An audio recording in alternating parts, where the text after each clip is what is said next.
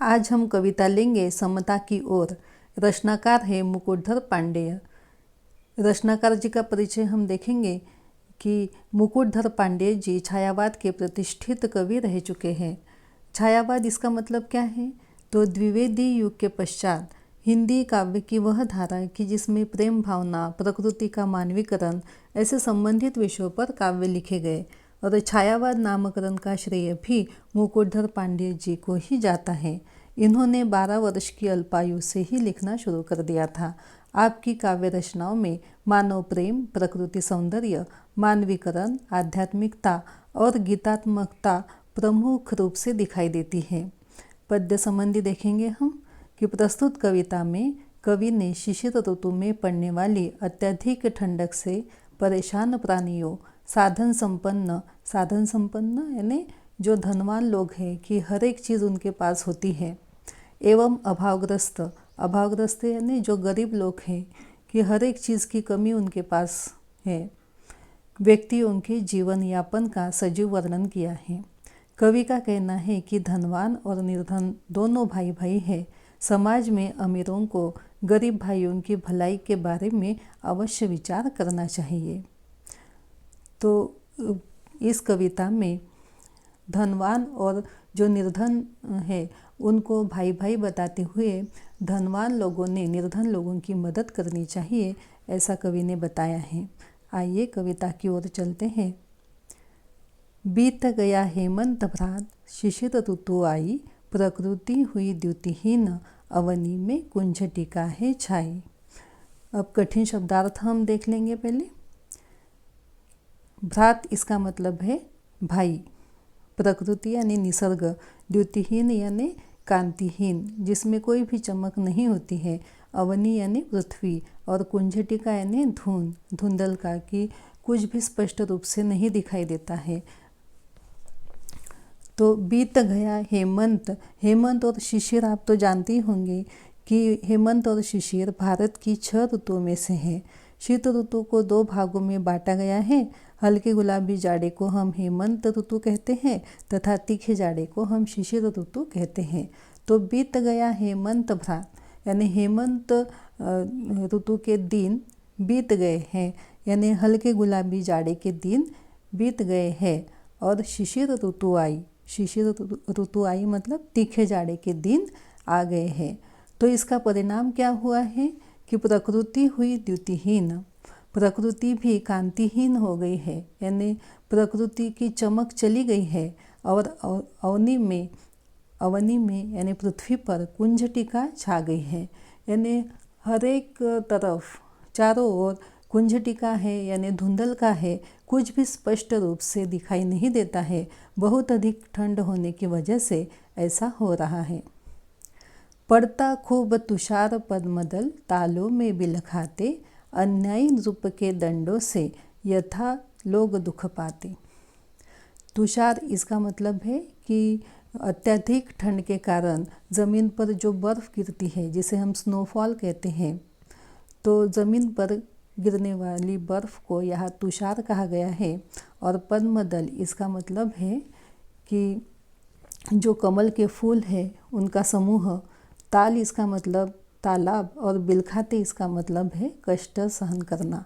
अन्याय यानी अन्याय करने वाला, नृप यानी राजा, और दंड यानी सज़ा, यथा यानी जैसे।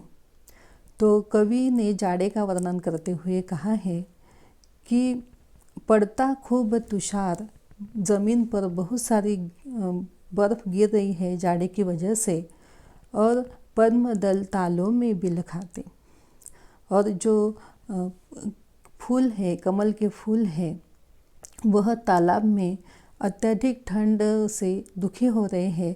अत्यधिक ठंड का दुख वे सहन कर रहे हैं, कष्ट सहन कर रहे हैं। तो वह दृश्य देखकर कवि ने ऐसी कल्पना की है कि जैसे अन्याय करने वाला राजा होता है तो वह अपनी प्रजा को तरह तरह से दंडित करता है। तरह तरह के दंड पाकर उसकी प्रजा बहुत ही दुख सहन करती है। निशा काल में लोग घरों में निज निज जा सोते हैं, बाहर श्वान सैर चिल्लाकर बार बार रोते हैं। निशा काल इसका मतलब है कि रात का समय, और निज निज यानी अपने अपने। श्वान इसका मतलब है कुत्ते और स्यार इसका मतलब है गीदड़।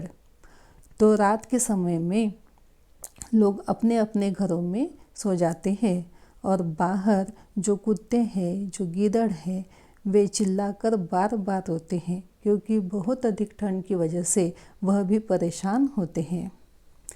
अर्धरात्रि को घर से कोई जो आंगन को आता, शून्य गगन मंडल को लख यह मन में है भय पाता। अर्धरात्रि यानी आधी रात का समय, और गगन इसका मतलब है आकाश, लख इसका मतलब है देखकर। तो अर्धरात्रि के समय में, आधी रात में जो भी व्यक्ति अपने घर से बाहर निकलता है, आंगन में आता है, तो वह शून्य गगन मंडल को देखकर बहुत ही घबराता है। जब वह आकाश की ओर देखता है तो वहाँ भी शून्यता छाई हुई उसे दिखाई देती है, यानी उदासी छाई हुई दिखाई देती है और सभी तरफ निर्जनता है। यह दृश्य देखकर वह बहुत ही मन में घबराता है। आकाश की ओर देखने पर दृश्य कैसा दिखाई देता है कि तारे निपट मलिन, चंद ने पांडुवर्ण है पाया, मानो किसी राज्य पर है राष्ट्रीय कष्ट कुछ आया। तारे निपट मलिन, निपट यानी बिल्कुल, तारे भी चमकदार होते हैं ना, तो वह अब अत्यधिक ठंड से कैसे हो गए हैं, मलिन हो गए हैं, चमकदार नहीं रहे हैं उतने। और चंद ने भी, चंद यानी चांद ने भी पांडुवर्ण पाया है। पांडुवर्ण यानी पीलापन चांद में भी आ गया है, चांद भी उतना चमकदार नहीं रहा है।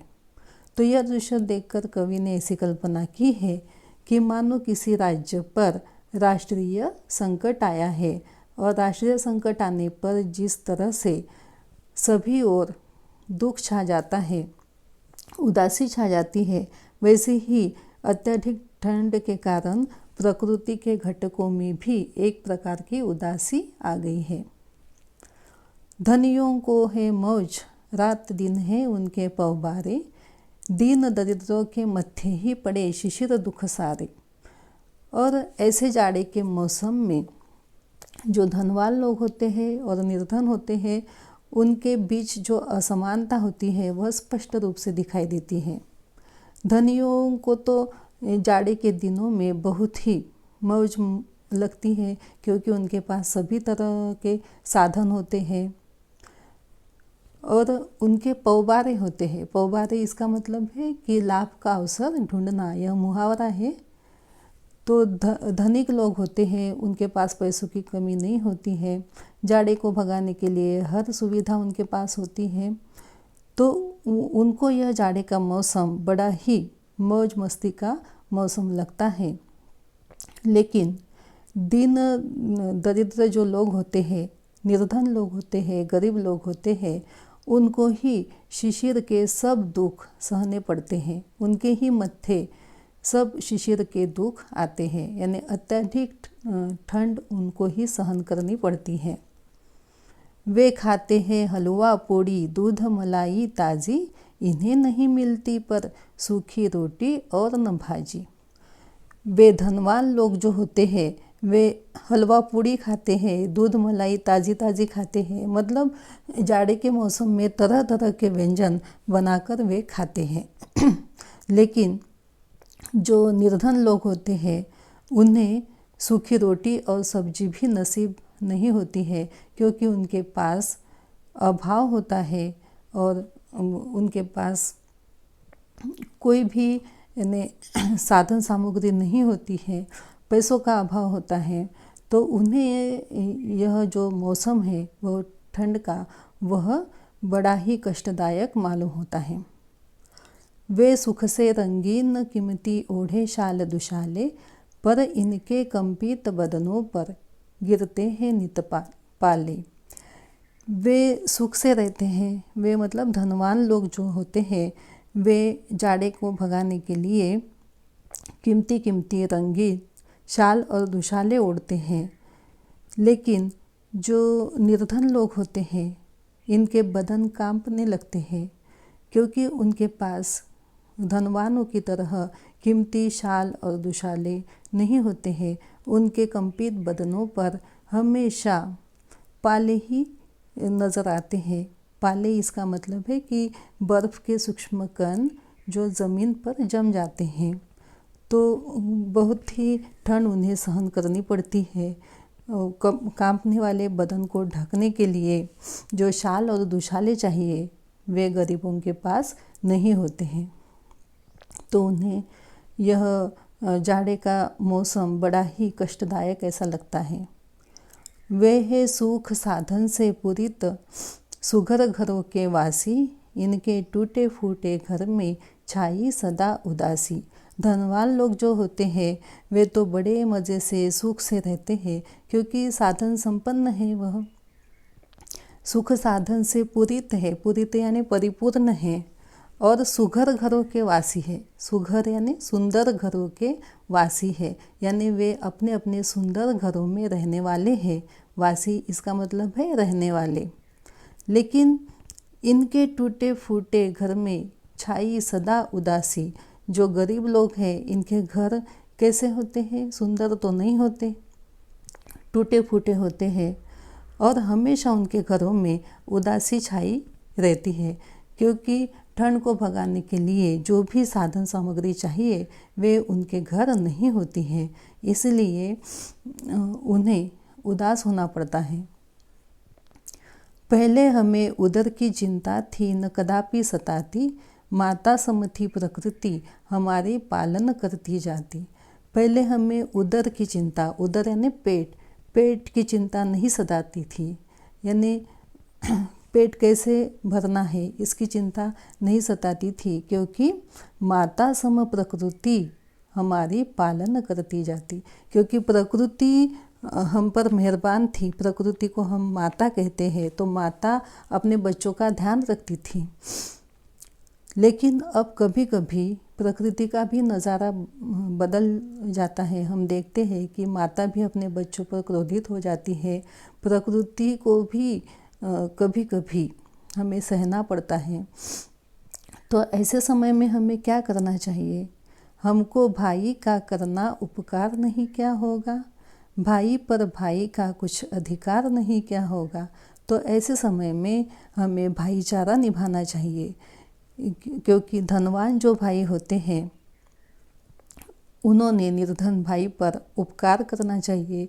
उपकार यानी उनकी भलाई सोचनी चाहिए, उनका हित सोचना चाहिए, क्योंकि भाई पर भाई का कुछ अधिकार नहीं क्या होगा?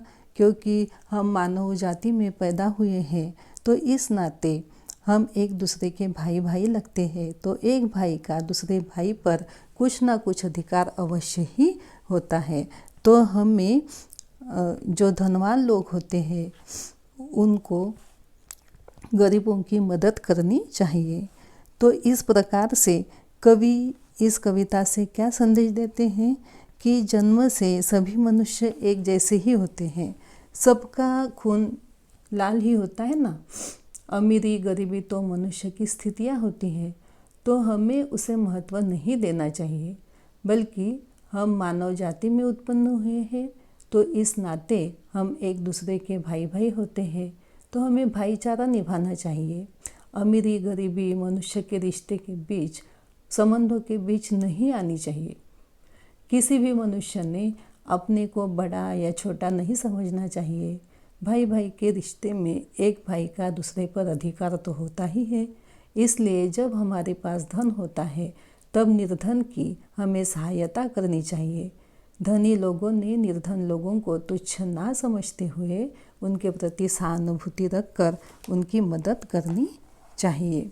तो इस प्रकार से यह कविता समाप्त होती है।